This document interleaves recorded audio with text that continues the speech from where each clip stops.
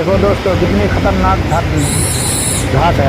अब ड्राइवरिंग बहुत खतरनाक ड्राइवरिंग मतलब है। घाट में कब क्या हो कुछ हो जाए कोई नहीं जानता दोस्तों। बहुत जबरदस्त घाट है, बहुत घना घोर जंगल। अभी हम आ गए तलेगांव में।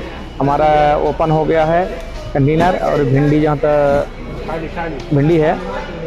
अभी देख सकते हो दोस्तों, ये भिंडी है। भिंडी का कंटेनर अपना खाली और ओपन हुआ गया। और दोस्तों ये कस्टम होएगा, चेकिंग होएगा, कस्टम को डाउट है।